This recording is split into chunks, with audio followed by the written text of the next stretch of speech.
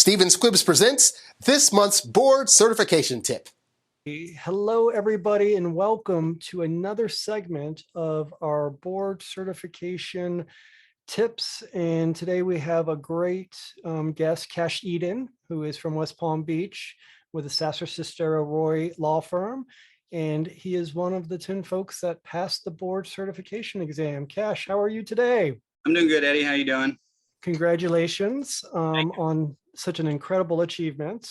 And we have a lot of people that want to pick your brain by me asking you questions about how you could accomplish such a meaningful task.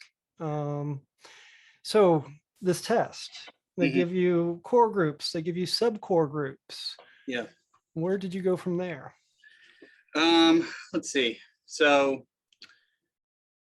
I think that in talking about the groups of or topics to study, so the way I really approached the test was to divide it out exactly that way, to really take those general concepts that we hear in like the PEACE acronym, parenting, equitable distribution, alimony, take those large topics and then really start breaking it down into more and more detailed and specific information, because when you take the test, I really think that that's one way that you set yourself apart, especially on the essays, is to really get into those sub issues for those major topics and show that you know how to apply those sub issues in your essay writing. So that's how I kind of organized it in my mind. So let's start with the memorization, because there's a whole lot of stuff that you have to memorize. There's statutes, there's factors, there's important cases.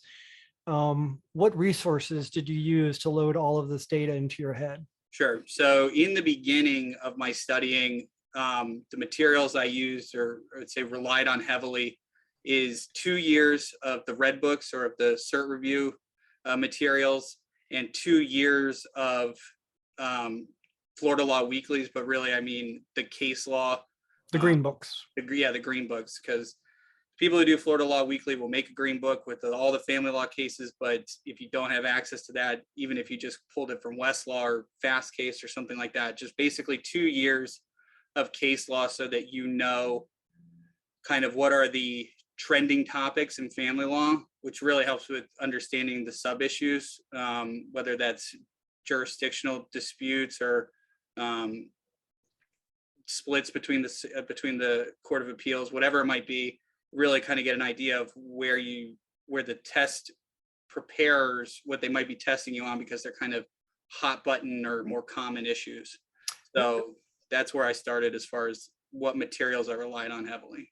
Since you mentioned test takers, there's a lot of advice out there that maybe you should look at who the test makers are and even research cases they're involved in. Did you go that far? I did, but I would caution anyone, it's really not an end all be all. To the extent that you may have a little extra time, I just kind of looked generally, especially if I knew the person who is on the test preparing committee. I know that they have an active appellate practice or something like that.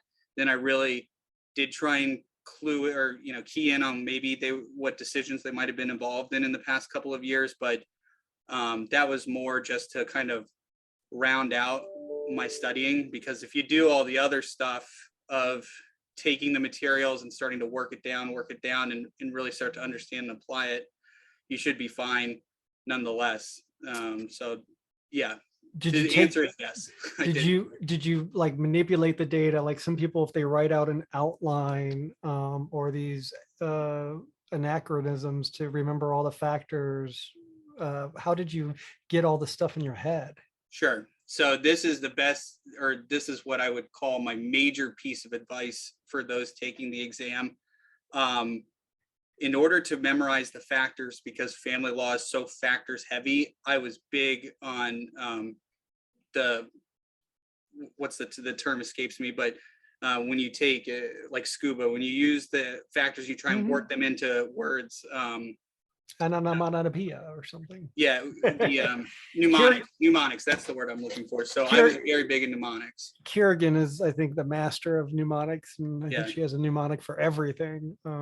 I did have a mnemonic for everything granted, that wasn't the beginning of the studying, that was towards the end in the couple of weeks leading up to the test, to start taking everything that I learned and putting it into digestible, organizable kind of bites. But one of the popular ones with alimony is die factors. And, that really spells out, it's not in the order that it's listed in the statute, but it spells out the kind of key phrases for each of everything. So I was making my own up, trying to keep a general theme, like somewhere very computer based. Like one was dice, Mike, COD, PDF.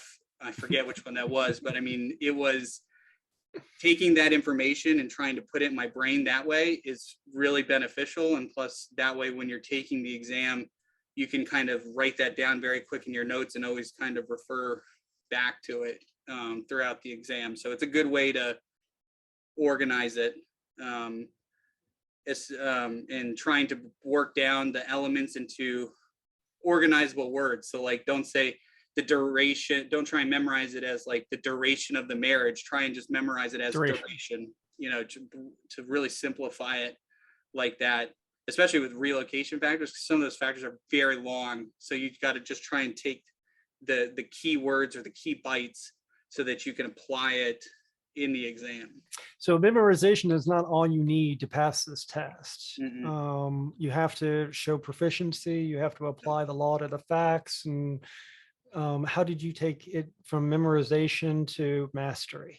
So this is how, and it's kind of a funny, it involves a bit of a funny story, because the way I looked at it, since I was a 2-time test taker, I wanted to, I spent a lot of my time the first time studying memorizing. And so I was like, how can I do things a little bit different to really try and get me over the edge the second time that I took it?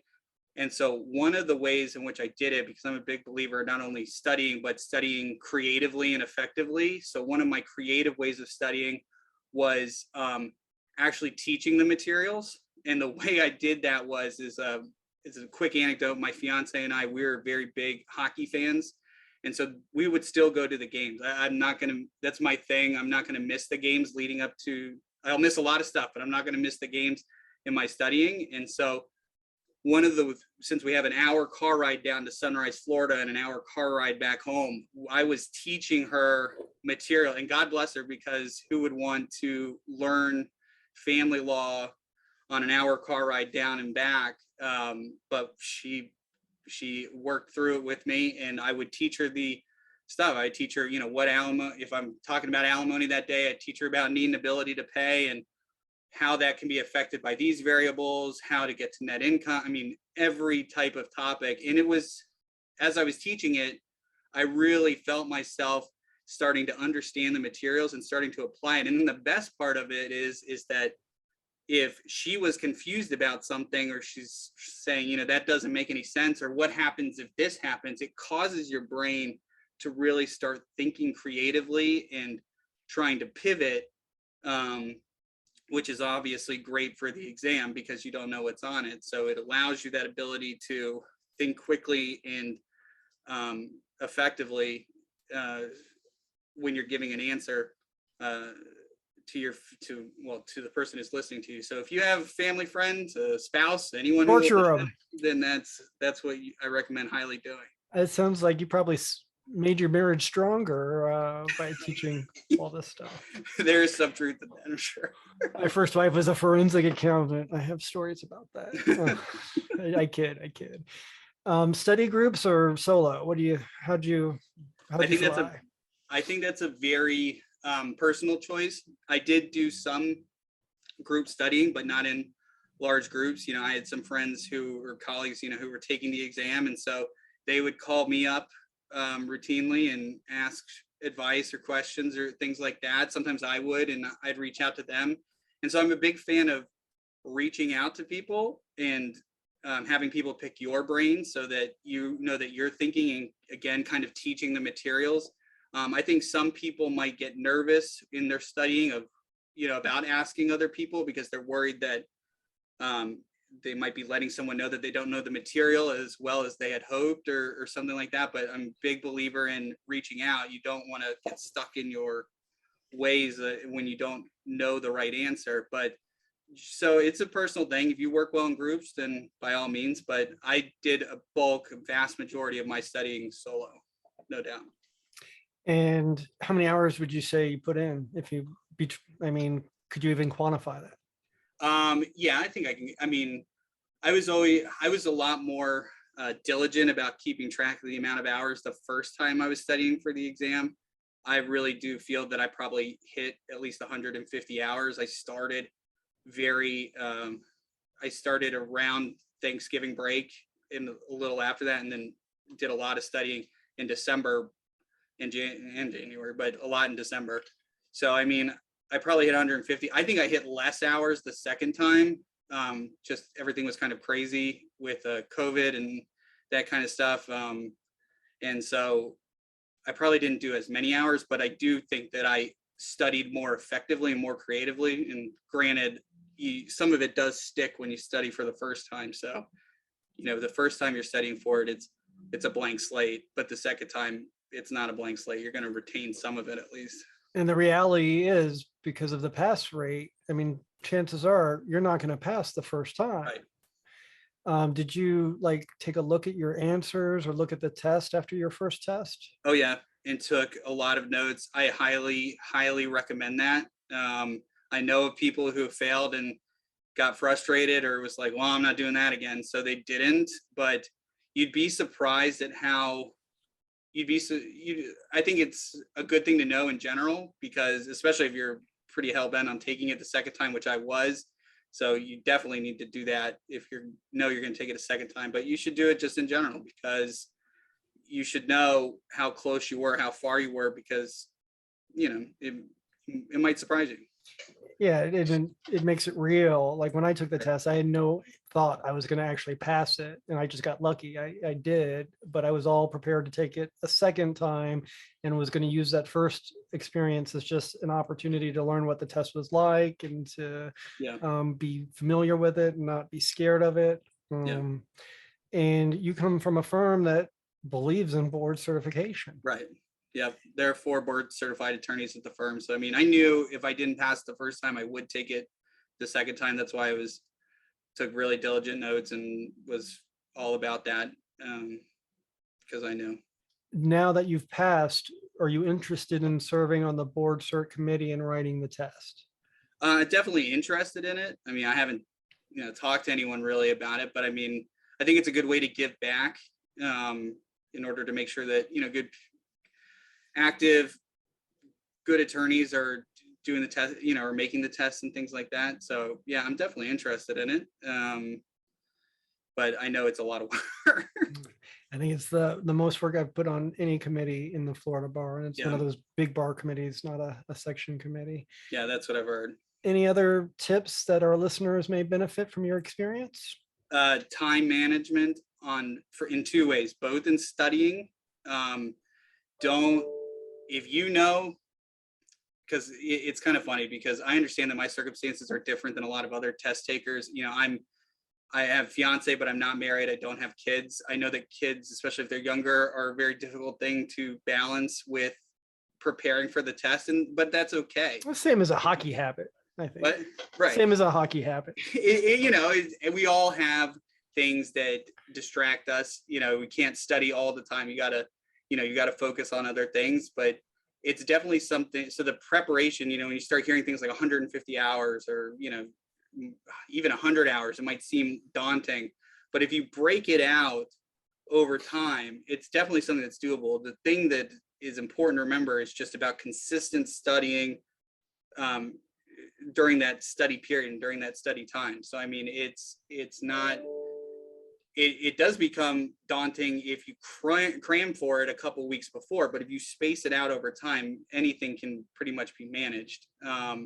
And with that said, I do highly recommend, if you can, but every firm is different, trying to take some time, a couple of weeks before the exam to do nothing but studying. I think it was really beneficial. I personally had the luxury. I took 3 weeks off. I had some vacation time saved. I devoted it to that. And so I took about 3 weeks off to just study. And I think it was really beneficial to really round out. I had the base knowledge, but to really round out and to really get into the depths of the sub issues, whether it be appreciation or different forms of income and that kind of stuff, then it's really beneficial. So time management on the test, devote most of your time to the essays. They're worth the most. And I found that people who focused primarily on the other parts of the exam, short answer, multiple choice, whatever, and then went to the essays, that they were distracted and constantly thinking about their previous answers. Focus on the essays. They are the most valuable. There's no doubt about it. That's just percentage wise how the test works out points wise. So focus on the essays. Don't neglect the other parts, but focus on the essays. So I mean, don't sleep on professional responsibility. That seems like such an easy thing. We all are professional attorneys. If you're at that point in your career, you're taking the test. So why review the Florida bar rules? No, focus on them. It's an easy way to get points. And so I will admit that I did not study the first time around or put a lot of emphasis on that issue, and it completely bit me. So don't sleep on it. That's one piece. Did you ever run out of time to answer a question during the test? A lot of people ran out of time on, especially in the first time I took it. I realized that was something that I needed to focus on the second time around, was don't let good become the enemy, or don't let perfect or great become the enemy of good. Get as much information on the page as you can to touch on all of the different issues that may be presented especially in the essay. In the essay, if there's multiple issues, try and touch on all of them. Don't focus on the ones that you know extremely well and then neglect the other issues. You should try and manage your time in a way that you're touching on all the issues, even if you don't get to talk about it in all the detail that you would like. So, and would you write your answers in a narrative, or at times would you just list factors? If I'm running out of time, I would just list. I think it's beneficial just to list or itemize things out, bullet points, especially if you're crunched for time, because at least then the person who's reading it knows that you are on. It's a person who's grading the exam and the essays especially. So you're trying basically to convince them that you know what you're talking about at a really high level. And a good way to do that is to show at least where you're going with your answer, and that you know what factors there are, or what elements or whatever it is, that you know what it is, and that's where you would go if you had this fact pattern in real life. I think it's beneficial to do it that way. So one last question for you, Mr. Eaton. This is an important one. Who is the best goalie in Florida Panther history? Definitely would go with Roberto Luongo on that one. He is one of the greats. There's no doubt about it. Even though he didn't win a Stanley Cup, he's one of the greats. Over the Bees. I was a huge John Van Beesbrook fan when I was growing up as a kid. So I thought you were going to go for John there. But yeah, I'm a big Beezer fan back in the day, no doubt. Yeah, they started right when I was in college, and they would sell these $8 tickets the day of the game, and that's how we learned hockey in Florida. Well, Cash, thank you so much for spending time with us. We were lucky, and everybody who passed the test has shared their wisdom with us, and I really appreciate it, and you taking important time out of your schedule to help our viewers accomplish this goal. I'm an open, but Eddie, I appreciate you having me. I'm happy to pass on this information. Anyone who's listening, I'm easy to find on Florida Bar, obviously. Always feel free to reach out. So thanks again. Ladies and gentlemen, Cash Eaton. Thank you for joining us for this month's edition of Stephen Squibb's Monthly Family Law CLE. We hope to see you again next month. In the meantime, do something that matters. Visit www.eddiestevens.com for more information.